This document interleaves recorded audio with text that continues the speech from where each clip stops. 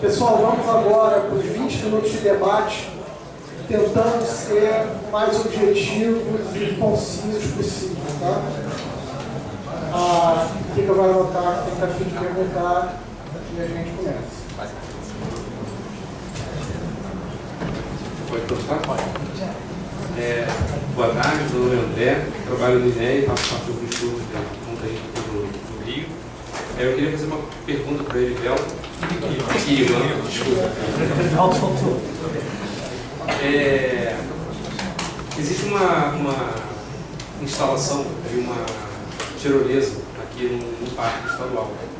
E a pergunta é sobre a instalação dos parabolsos. Se você é recomendável ficar tirando e colocando as chapeletas toda vez que você for fazer essa operação da tirolesa. Porque o que acontece? Como a gente viu ali naquelas figuras, né, existe toda uma atenção no interior da rocha. E o ponto de apoio lá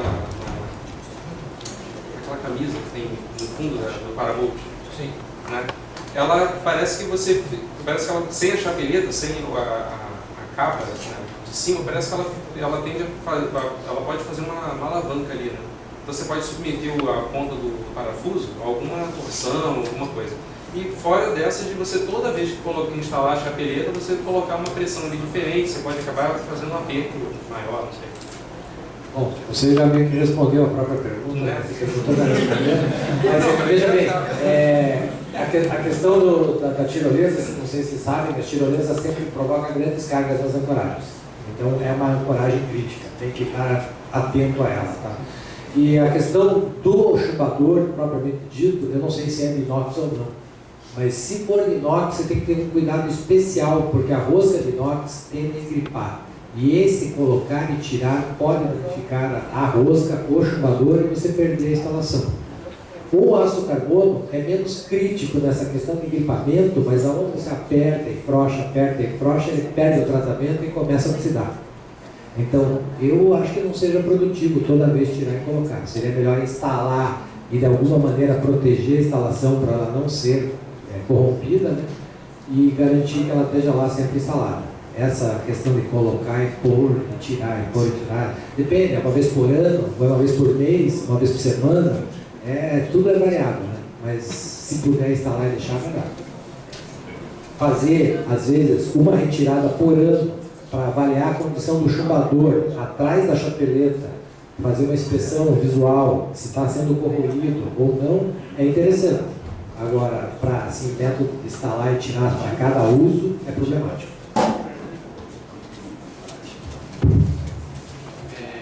Meu nome é Felipe. Uma pergunta é especificamente sobre a questão do titânio, referente a uma característica mecânica que a gente não discutiu aqui, que é a questão da fadiga. A gente tem poucos estudos, você falou que a gente não tem muitas vezes a especificação química, né, qual que é a composição química da liga do titânio, e eventualmente a gente não sabe a resistência à fadiga. O pouco de conhecimento que eu tenho a respeito do titânio, das leituras que eu fiz, existem alguns casos em processos cíclicos que poderiam ser semelhantes à queda de um escalador, repetidas vezes no ambiente esportivo, poderia levar à fadiga. Essa é uma pergunta. A outra, já não é tanto uma pergunta, é mais em relação à provocação que você fez no final da sua apresentação sobre aonde a gente vai chegar com a questão das manutenções. Foi uma questão que eu acho que é mais latente até do que a questão da segurança, porque a questão da segurança a gente está evoluindo muito nesse aspecto, que é a questão da sustentabilidade. Lá a gente vai continuar com manutenções que deixam resíduo, que fragilizam a rocha e que não tem uma propagação, uma continuidade. Hoje em dia, a gente tem ancoragens que permitem a substituição do mesmo furo. Muitas pessoas viram hoje, alguns meses atrás, a Petzl lançou a Pulse, né, que é uma ancoragem removível automática, coisa linda. Mas desde 2012, acho que um pouco antes de 2012, a gente já tem essa ancoragem aqui, que é o Triplex, da Fix. Agora ele está sendo fabricado em aço HCR também. E além dele garantir uma manutenção limpa no mesmo furo, ou seja, você não vai ter que quebrar a ancoragem e fazer um furo do lado, ela também permite, por ser removível, que você tire a ancoragem depois de uma determinada época leve para um laboratório e faça uma análise laboratorial da exposição dessa ancoragem ao estresse, né? Seja ele químico ou físico. Né? Legal, boa pergunta. A fadiga realmente é um ponto não explorado ainda, não tem documentação.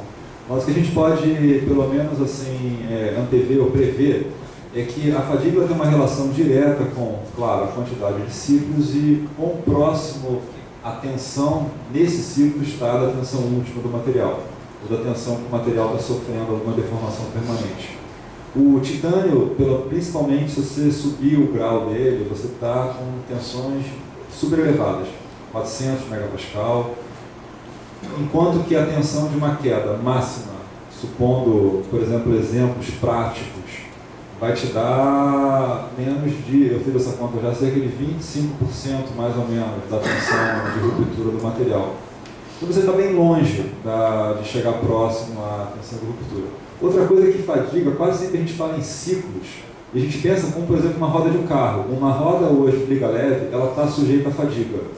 Então todo carro que tem uma roda de liga leve tem vida útil aquela roda. Principalmente se a roda sofreu algum tipo de reparo por solda ou uma manutenção. E a gente fala sobre 10 mil, sobre 100 mil ciclagens para caracterizar um pouquinho de fadiga numa peça como essa. Então eu acho assim, difícil o grampo recebendo a ciclagem típica da escalada, 1, 2, 3 quedas, e tão distante da tensão de ruptura, entrar numa zona onde a fadiga seja um ponto a ser estudado. Mas é um alerta importante, porque ninguém nunca testou. Eu acho que realmente tem espaço para um teste desse.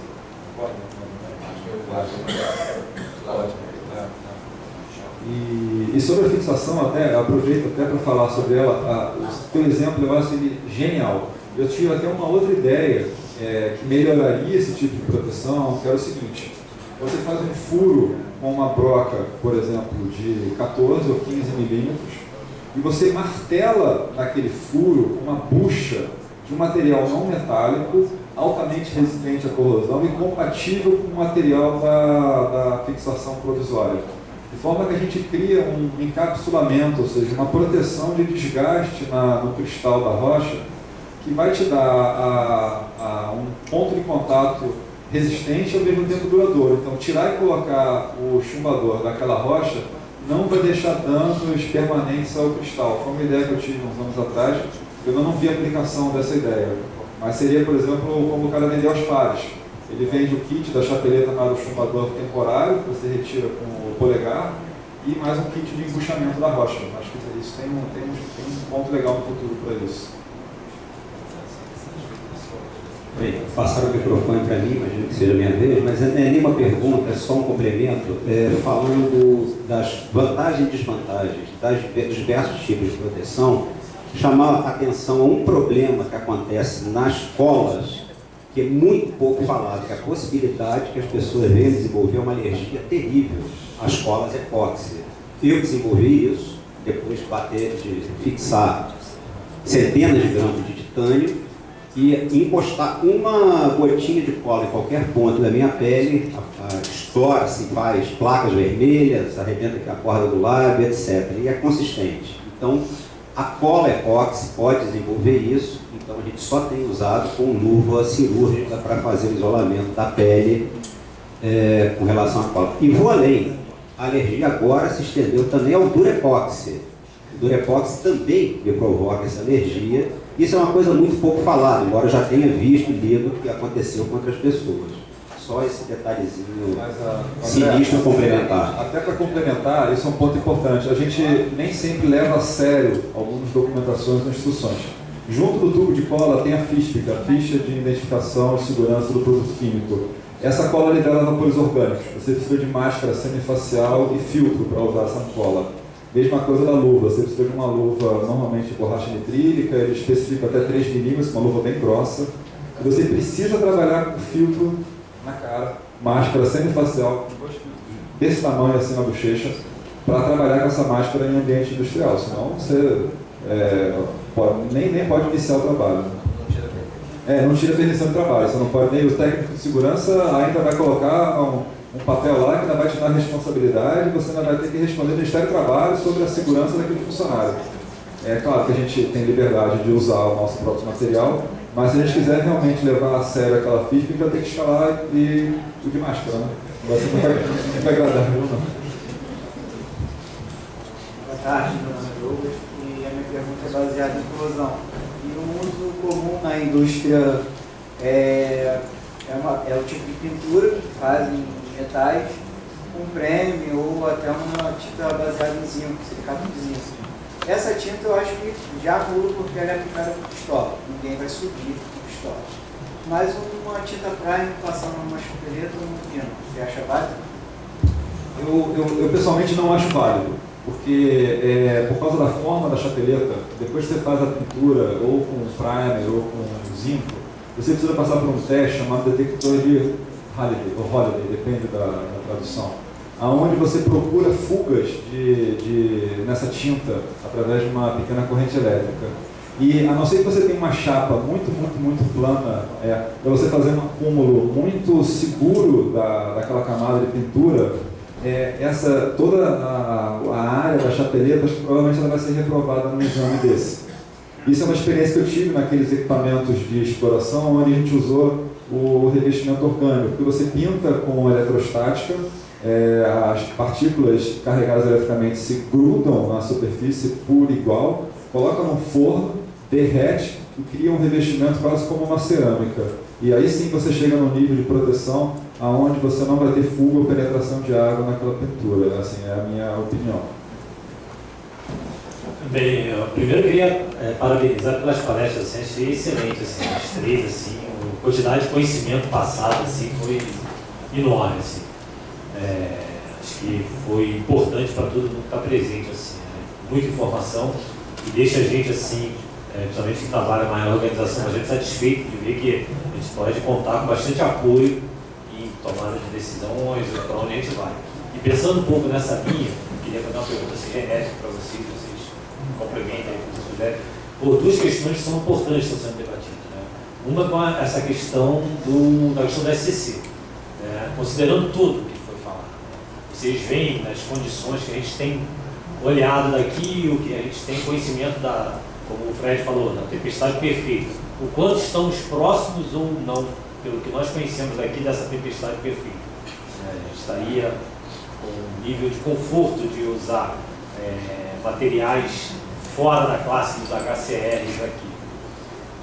Esse é um ponto. E o segundo ponto é com relação a o que poderíamos avançar em termos de propostas com relação a esse comunicado da UEA, porque a gente tem participado da Comissão de Segurança da UEA, tem acompanhado esse debate, né, tem colocado essas questões, né, a quantidade, porque o que a gente falou, a gente convive com quantidade de proteções existentes, com quantidade de vias existentes. Então é importante a gente se posicionar com relação a essa questão, né? Acho que aqui tem mais um ponto para complementar.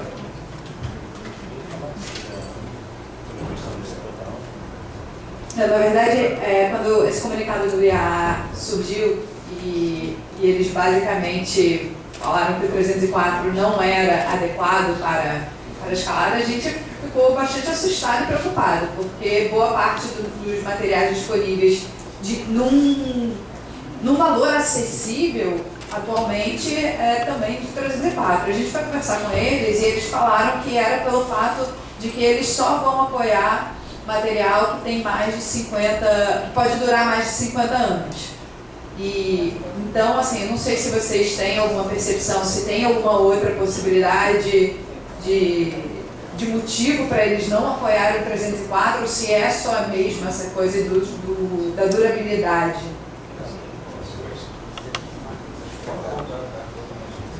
Vou pegar o gancho aqui dos nossos amigos.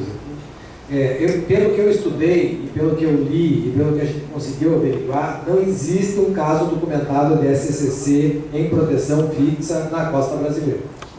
Não tem. Então, a partir do momento que a gente tem algum caso, eu acho que a gente deve ter uma preocupação um pouco maior em estudar esse item mais. Pelos estudos que a gente desenvolveu, não tem nem sinais de que isso esteja ocorrendo. A própria IAA, em um dos comunicados, numa das frases lá, ela cita que ela considera o granito como uma rocha neutra. A nossa grande maior parte de rocha beira-mar no Brasil é granito. Bem diferente do que a Tailândia e a Grécia lá.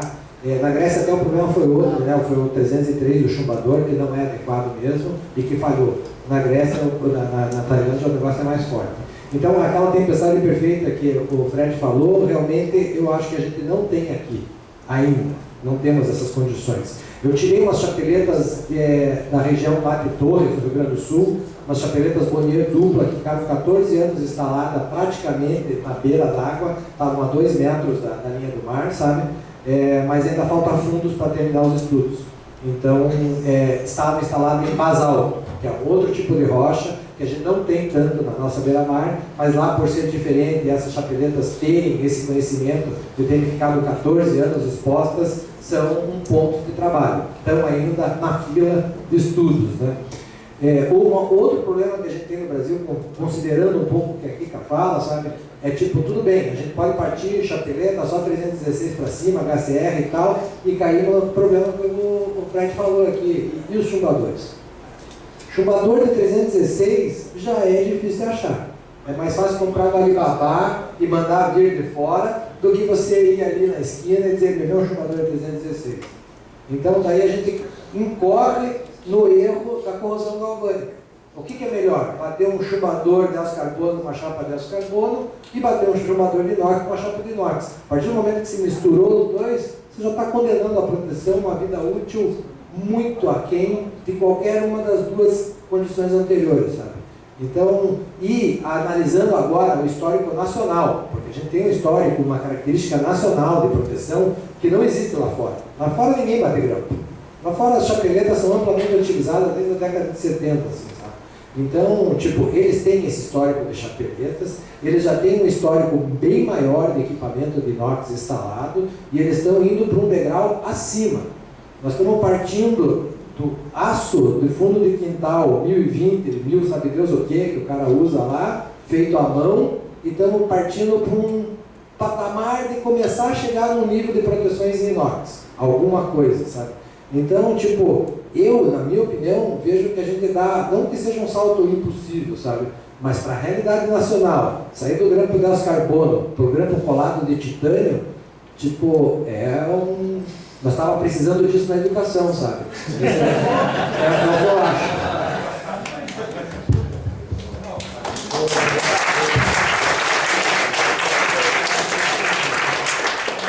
Eu ia só complementar, na indústria a gente não tem o SCC como critério de projeto para ambiente, tá? Ambiente, eu digo meio ambiente. Claro, é altamente necessário dentro de uma tubulação, dentro de um vaso de pressão, dentro de equipamento. Mas para fixar uma estrutura, a gente não tem o critério, não aparece como critério.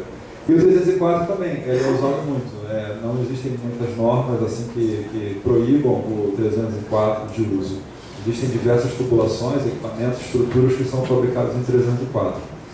Parece que teve um fórum, uma discussão, que alguém piscou lá uma ideia de que essa história do 316 tinha surgido de uma norma alemã, não quero passar boato, tá? Mas de fixação de placas e sinalizações urbanas. Então, muito simples. A prefeitura não permite que você pendure o letreiro da padaria em 304. Como é que eu, como instituição escalada, vou permitir que se sustentem vidas no 304? Então, eu acho que saiu um pouquinho, por quê? Porque botaram um degrau alto para ambiente urbano, para equipamento urbano.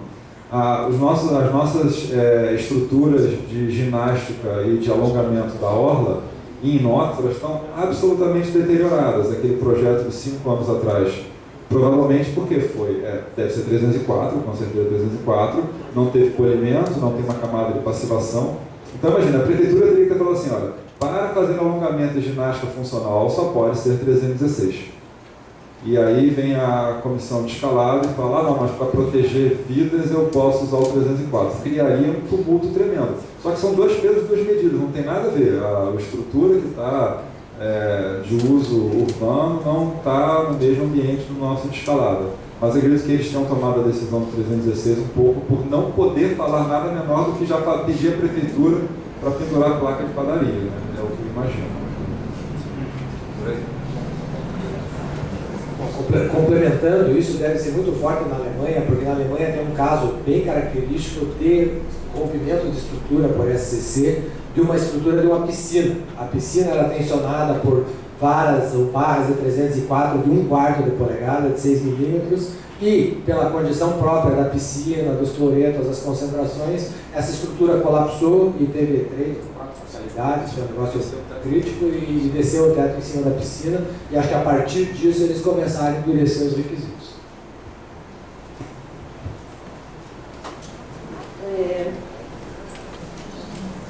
Sem nem ser uma pergunta ou talvez uma consolação que eu estou buscando aqui.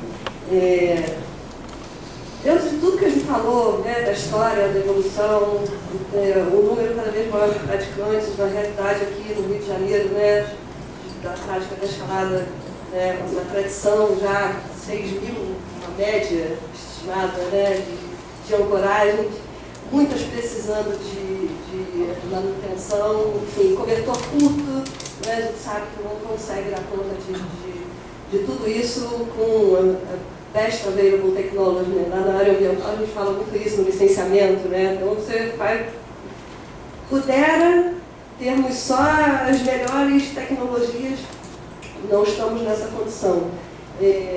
Como é que a gente encontra algum conforto, até para orientar, e a FEMERGE principalmente, né, a confederação que lida com todas essas preocupações, embora não tenha responsabilidade com relação a isso, mas talvez de formar essa massa crítica, né, da importância de manutenção dessas vias e da tranquilidade e todas essas limitações, principalmente econômicas,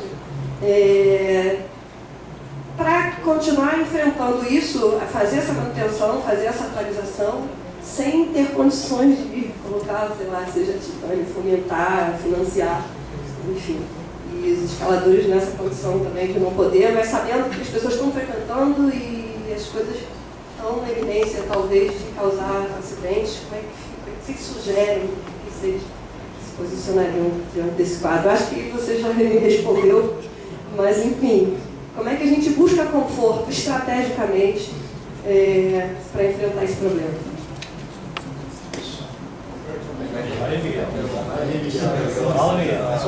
Acho que o primeiro ponto que eu vejo é a capacidade da gente comunicar via necessitando de reforma. Esse é um ponto crítico, a gente não tem uma ferramenta muito boa ainda. Uma capacidade colaborativa de você disparar um aplicativo que sinalize já seria um feito importante.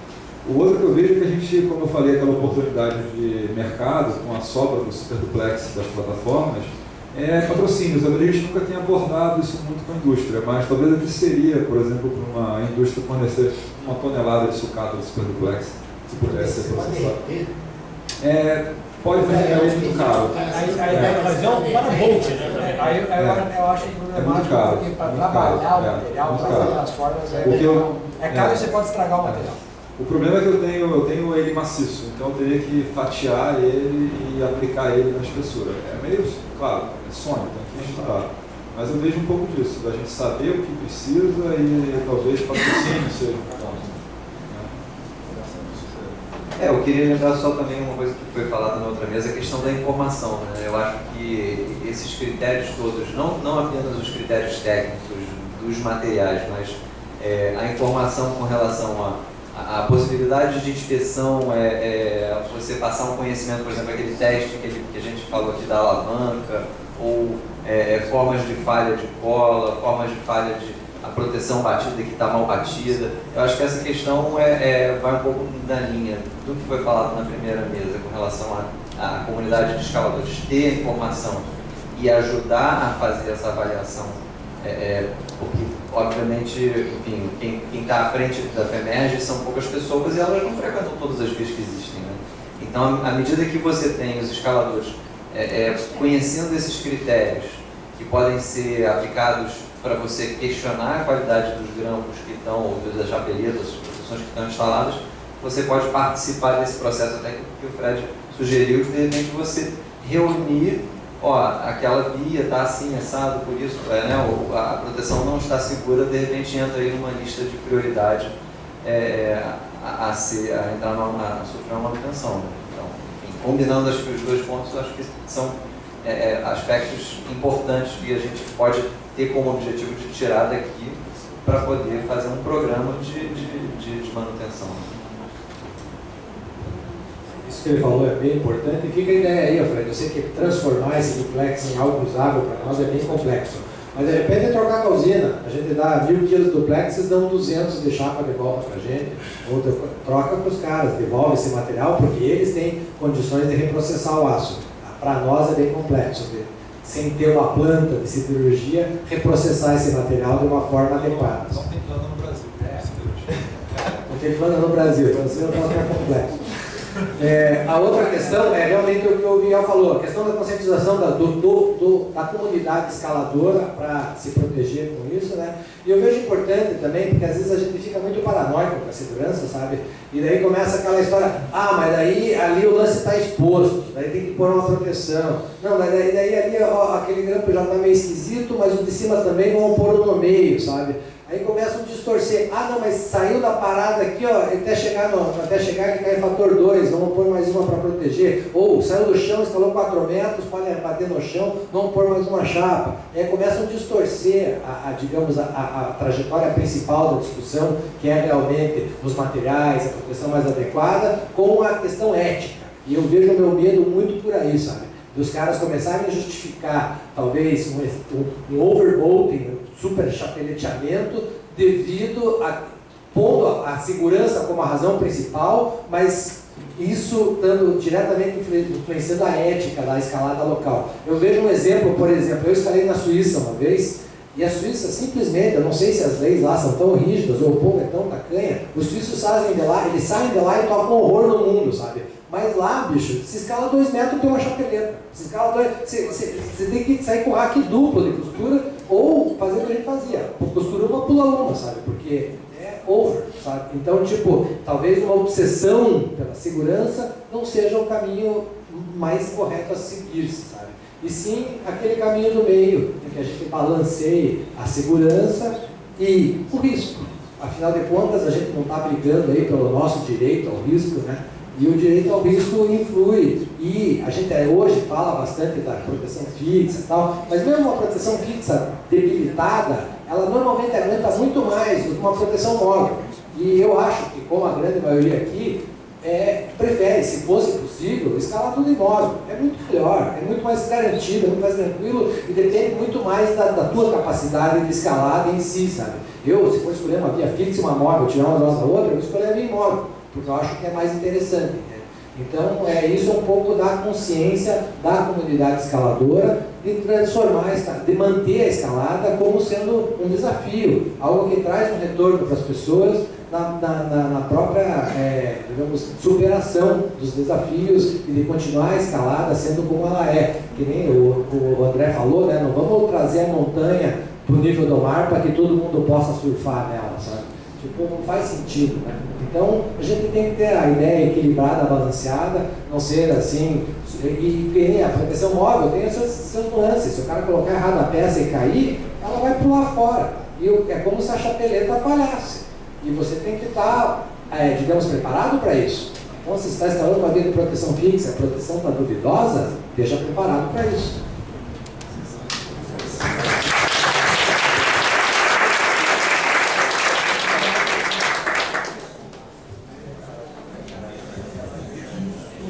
Bom, vamos agradecer aqui ao Ivan, ao Miguel e ao Fred.